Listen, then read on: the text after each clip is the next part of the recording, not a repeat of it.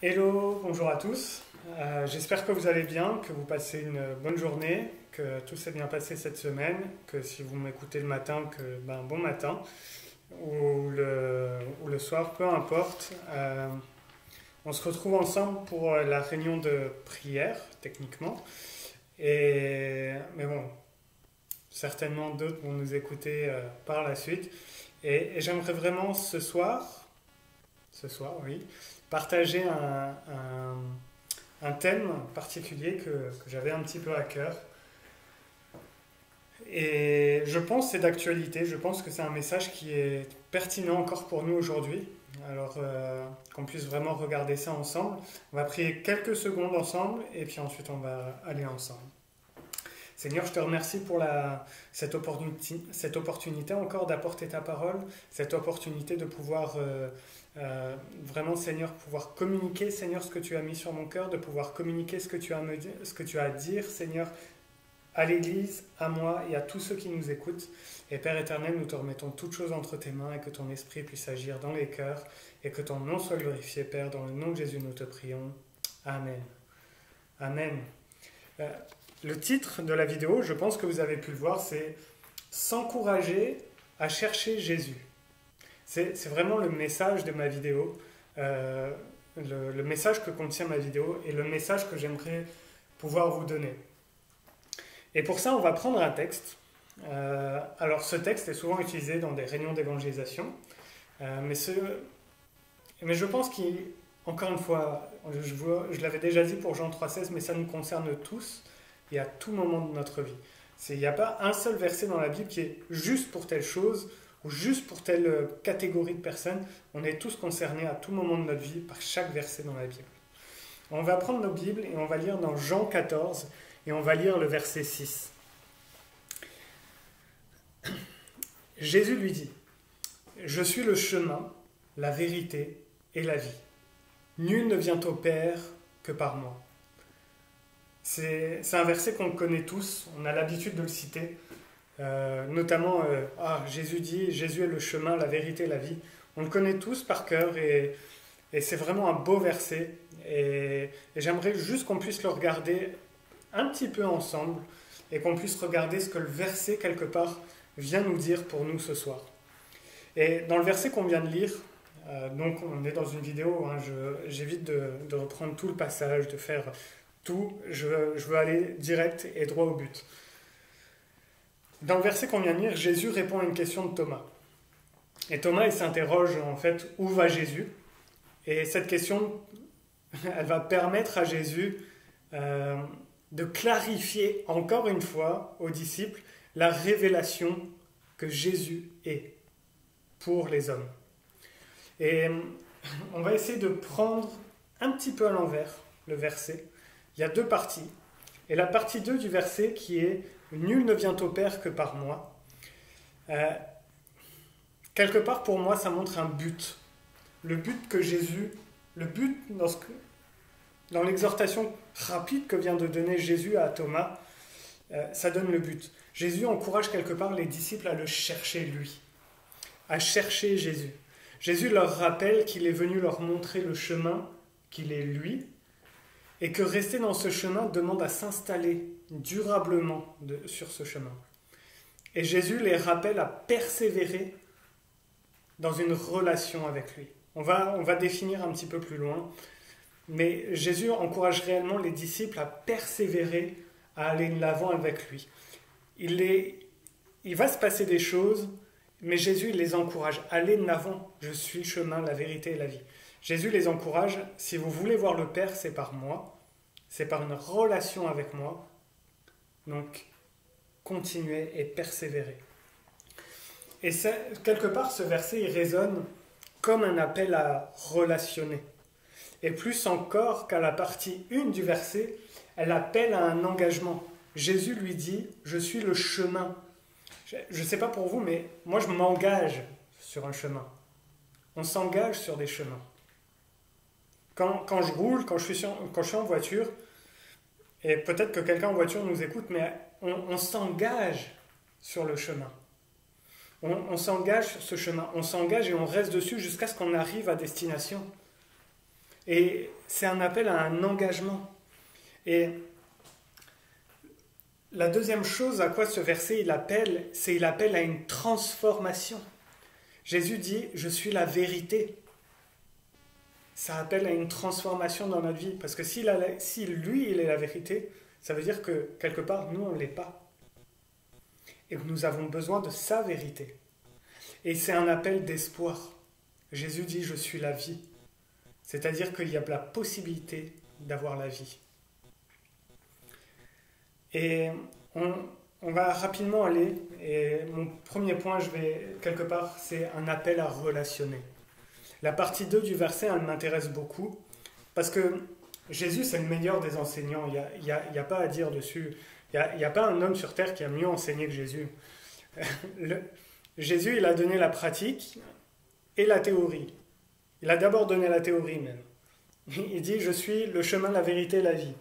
Et après, il donne la pratique, nul ne vient au Père que par moi. En gros, si le chemin, la vérité et la vie, c'est moi, et c'est ce qui mène au Père. Et il n'y a que par moi que tu peux y aller. Et Jésus, il donne déjà la pratique à la théorie qu'il vient de donner. Et la pratique que Jésus enseigne, c'est « venez à moi, cherchez-moi ».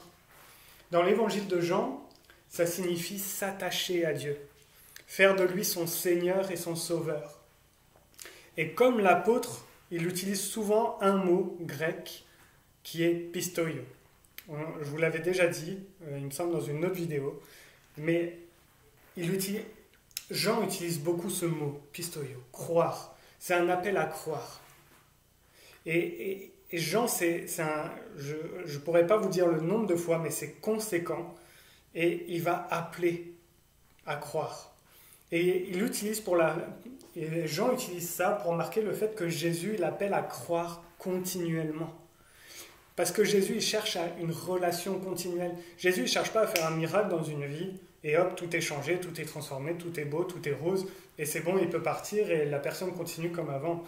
C'est pas ça que Jésus recherche. Ce que Jésus recherche, c'est une relation. Il cherche à relationner avec l'être humain, à entrer en relation avec ce dernier pour que ce dernier soit transformé. Et Jésus va vraiment chercher ça. Il va chercher à ce que la personne mette sa confiance continuellement. Croire, c'est mettre sa confiance continuellement en Jésus. Et c'est ça ce que l'apôtre Jean veut dire quelque part, quand il appelle les gens à aller à Jésus. Et quand Jésus dit « Venez à moi », c'est « Croyez en moi ». Mettez votre confiance en moi. Faites-moi confiance. Chaque instant de ta vie, fais-moi confiance. Pas moi David, hein, mais fais-moi confiance, c'est ce que Jésus dit. Fais-moi confiance à chaque instant de ta vie. Ta vie sera transformée. Ta vie sera différente. Et c'est vraiment l'appel de Jésus. Et Jésus, il rappelle à Thomas et à tous les autres disciples qui sont autour l'importance de demeurer dans une relation intime avec Jésus. C'est important. Jésus, il revient presque tout le temps dessus, parce qu'il veut que les gens continuent à persévérer, il veut que ses disciples continuent à persévérer, à aller plus loin, à mieux le connaître, à avoir une vie de prière, à avoir une vie avec lui. Et ça, c'est ce qu'ils veulent, c'est ce qu'ils désirent. Et encore une fois, le chapitre 14, le cadre global de la discussion, c'est de parler de quelque chose qui va se passer bientôt dans le futur. Jésus donne cette parole alors qu'il est proche de la croix. Pour vous donner un ordre d'idée, le livre de Jean, il se découpe en 2 parties. 1, 11 et ensuite. Et en fait, la partie où il y a le chapitre 14, on dit que c'est le ministère privé, c'est le cercle privé de Jésus. Et certains disent c'est la dernière semaine de Jésus sur terre. Et Jésus, il sait très bien ce qui va se passer. Il sait qu'il y a la croix qui arrive devant lui, qui est proche, qui est de plus en plus proche. Il sait toutes les épreuves, toutes les choses qui se mettent en place devant lui. Et alors que toutes ces choses se mettent en place devant lui, Jésus continue d'encourager les disciples. Et il encourage les autres. Malgré lui, son épreuve, il encourage les autres.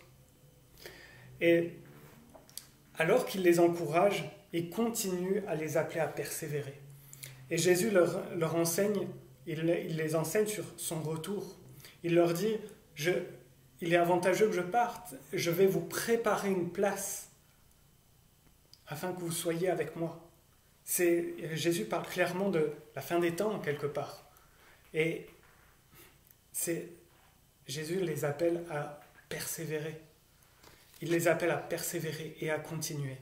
Et aujourd'hui, ce texte, il s'applique à nous de cette manière. Alors, excusez-moi, j'ai mes notes qui partent un peu. Mais je crois fermement, pour moi, je suis le premier concerné par ça. Et aujourd'hui, plus qu'avant, je suis vraiment concerné par ça, mais c'est un verset, c'est un véritable appel. Je vais aller peut-être plus loin, mais pour moi, c'est un véritable cri du cœur de Jésus, du Saint-Esprit, pour notre génération aussi. Je crois que Jésus recherche des hommes et des femmes qui s'investissent et s'engagent avec lui. Des hommes et des femmes qui vont lui faire confiance d'une manière continue. Des hommes et des femmes, des disciples. Des disciples. Jésus recherche des disciples. Et un disciple, c'est quelqu'un qui s'engage. Un disciple, on dit souvent, c'est un étudiant. Mais un étudiant, il s'engage à apprendre. À ce que celui qui lui apprend, il a la connaissance et il va lui transmettre pour que lui, il puisse être transformé aussi par cette connaissance. Il puisse acquérir des choses nouvelles. Et il y a vraiment ça ici. Et je crois vraiment que c'est un appel du Saint-Esprit pour notre génération, que Dieu cherche encore aujourd'hui des disciples, des hommes et des femmes qui s'investissent, des hommes et des femmes qui s'engagent avec Jésus. Et je crois vraiment à ça que Jésus recherche des gens qui vont lui faire confiance, des véritables disciples. Et c'est l'appel, quelque part. Et vous savez, aujourd'hui d'autant plus, il y a quelques prédications, Guillaume parlait de l'ascension, du retour de Jésus, qu'avec les événements qui se passent actuellement, c'est annonciateur du retour de Jésus. Et je crois qu'aujourd'hui, encore plus que jamais, nous devons rechercher à être plus près, jour après jour, instant après instant, à être plus près de Christ, à être proche de lui, à le chercher, à s'attendre à lui. Et de plus en plus. Et le but, c'est pas de... Ok, on fait peur parce que Jésus revient, alors cherchez Jésus, Jésus revient, sinon après... Le but, c'est pas de faire peur. Mais ce monde, on le voit aujourd'hui, dans tous les domaines, que ce soit dans la santé, que ce soit dans le diplomatique, que ce soit dans n'importe quel endroit sur Terre, ce monde n'a rien à offrir. Ce monde n'a rien à offrir que ce que Jésus est venu nous offrir à la croix. Jésus est venu nous offrir à la croix une relation restaurée avec le Père. La Bible dit une relation de shalom. Une relation de shalom, c'est pas juste la paix. La relation de shalom, c'est une relation pleine, c'est la plénitude. C'est quelque chose de parfait. C'est ce que Dieu appelle, et il trouve ça bon. La relation que Jésus est venu restaurer avec nous. Dieu la veut et la désire. Et je crois que ce verset est quelque part aussi un appel pour nous à relationner avec lui. Et la paix de sa présence, vous savez, qu'on a dans l'intimité avec Christ, la paix de sa présence, il n'y a personne qui peut la donner si ce n'est lui. Parce que c'est sa paix, elle lui appartient. Et c'est lui qui la dispense. C'est lui qui la donne. Personne d'autre. Personne d'autre ne peut la donner. Et alors qu'on est de plus en plus intimement lié à Jésus, parce que notre relation, elle s'inscrit de plus en plus intimement, de plus en plus nous sommes transformés par le Saint-Esprit. Le Saint-Esprit, lorsque on communique intimement avec Jésus, le Saint-Esprit nous rappelle sa paix. Le Saint-Esprit vient nous transformer également. Lorsque nous sommes dans la paix de sa présence, le Saint-Esprit nous transforme. Car si Jésus est le chemin et qu'on s'y engage, lui qui est la vérité, il vient nous révéler les besoins de changement dans nos vies. Et ça, révélation, le mot révélation aujourd'hui, c'est... on va souvent dire « Ah, frère, j'ai une révélation pour toi. Tu vas avoir ci, tu vas avoir ça. » Frère et sœurs, les premières révélations, les deux premières, c'est les deux plus importantes. Jésus nous révèle le Saint-Esprit nous révèle qui est Jésus. Qu'il est pleinement Dieu, pleinement homme. La révélation de la personne de Jésus-Christ, Ça, c'est celle qui compte. Mais celle qui compte, c'est alors que Jésus est révélé à moi, le Saint-Esprit se révèle à moi aussi. Et il me révèle qui je suis, noir de péché que je suis. Et le Saint-Esprit vient révéler ces deux choses. C'est les deux révélations dont on a besoin. Et sa révélation grandissante dans nos vies, elle nous libère et elle nous permet de nous engager également dans une transformation. On a besoin d'être transformé dans nos vies. Et c'est ce que Jésus il propose à Thomas, c'est de s'engager sur ce chemin de vérité. Il l'encourage à saisir la révélation que Jésus lui fait et que Jésus est. Frères et sœurs, c'est dans la mesure que je m'investis en Jésus, par l'Esprit, que ma vie est transformée. Et c'est pas autrement. C'est pas autrement. Vous savez, on a besoin de cette relation intime avec Jésus pour que sa vérité, elle soit infusée dans nos cœurs. Il y a ce verset qui dit « Et quand tu entres dans le secret de ta chambre, quand tu entres dans le secret de ta chambre. » Et on a souvent traduit ce mot « chambre » par « chambre », évidemment. Mais en réalité, ce mot, il pourrait traduire aussi « catacombe ». Quand tu entres dans le secret, dans les endroits les plus intimes de ta vie, dans les endroits où tu cherches, où tu as caché les choses les plus secrètes, Jésus veut se révéler à cet endroit-là. Pourquoi ? Parce qu'il veut transformer cette salle pour que ce soit le lieu de sa présence dans ta vie. Pour que les choses que tu gardes le plus cachées, que par sa vérité se soient révélées et transformées.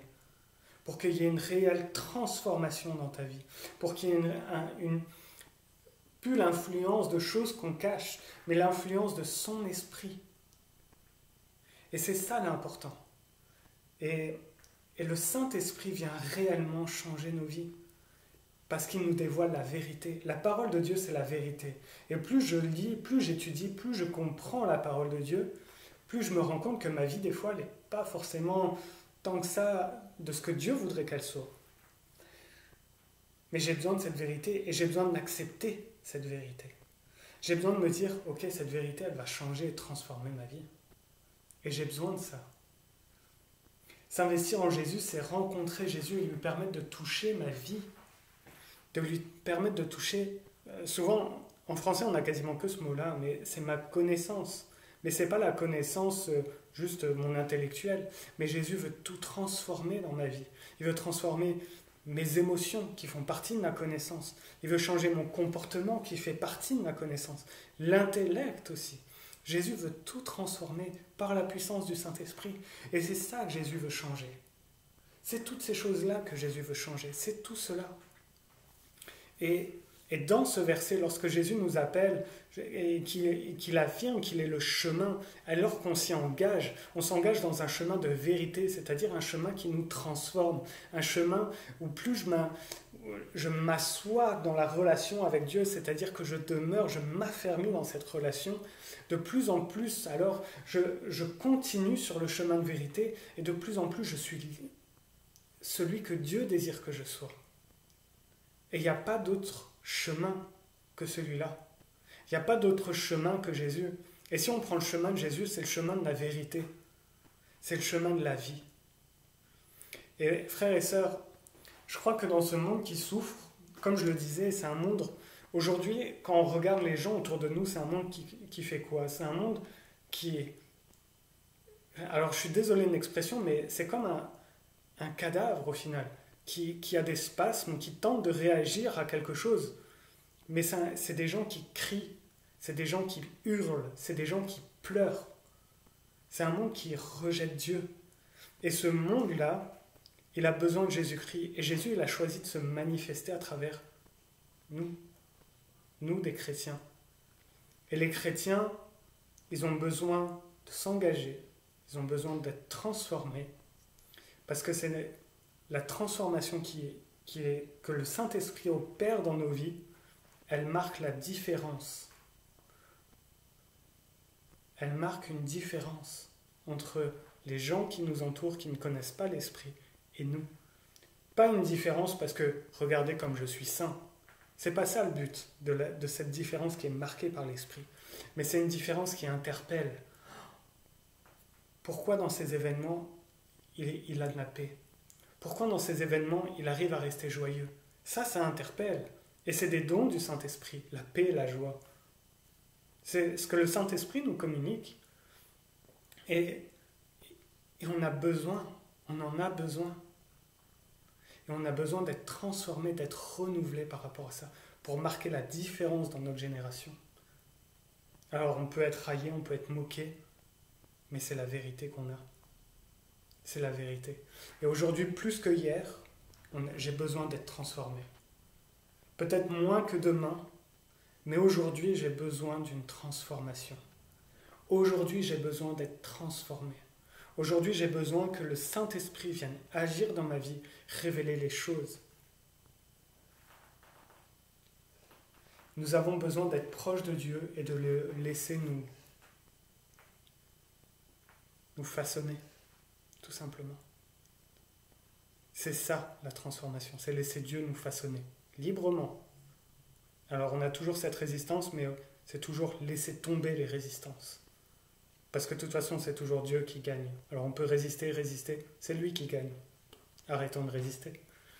Et dans le verset Jean 14,6, Jésus est la vie. Jésus dira, je suis la vie. Vous savez, Jésus est en train de dire, la vie n'est accessible que par moi.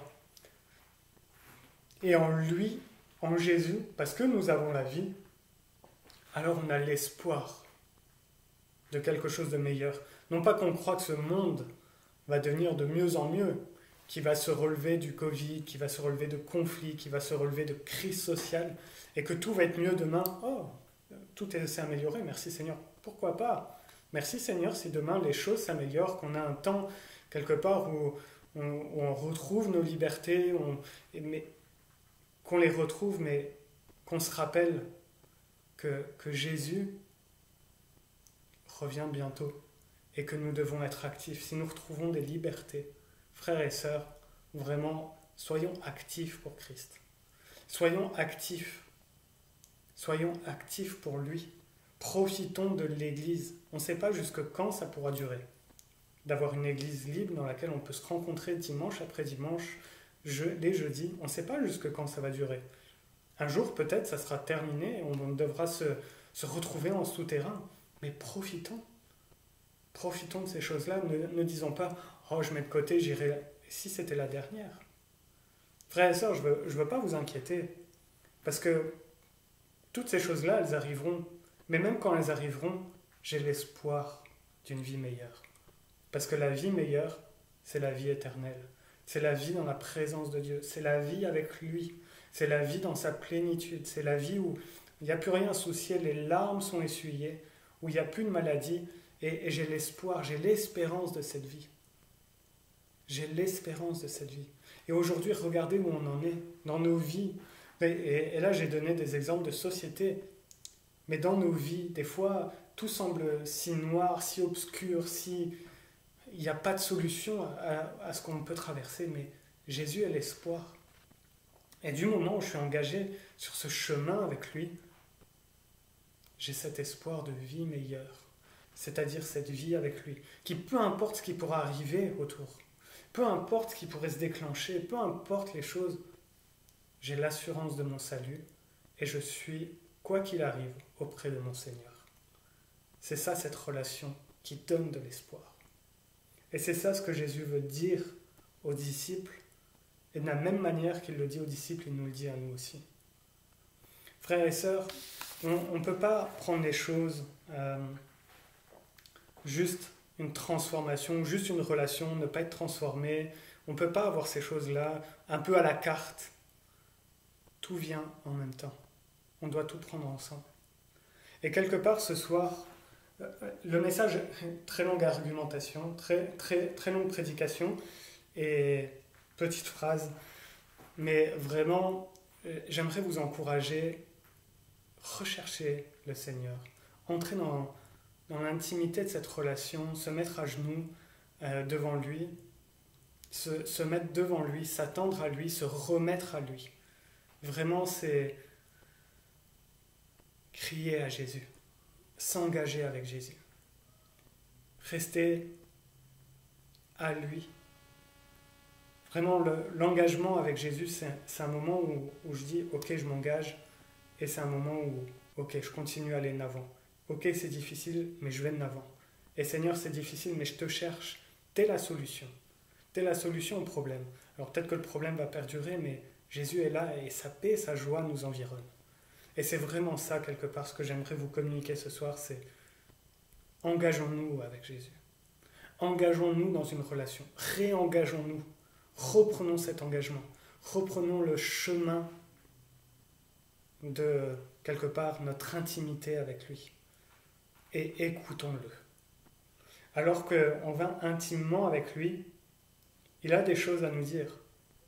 Et les choses qu'il nous dit, écoutons-les, saisissons-les.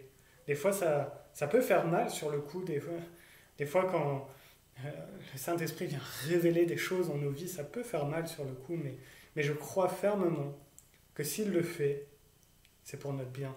Je crois fermement que s'il le fait, c'est quelque chose, c'est qu'il peut faire une restauration complète dans nos vies. Alors frères et sœurs, engageons-nous, réengageons-nous, mais demeurons fermes avec Jésus. Demeurons fermes, et ce, peu importe les situations. Soyez bénis, je vous dis à très bientôt, certainement un dimanche, et j'espère vraiment que vous avez été bénis par ce message, et que vraiment l'Esprit du Seigneur puisse encore agir dans vos vies, et que vous puissiez encore l'expérimenter ce soir, que nous puissions l'expérimenter. Soyez bénis, et à très bientôt.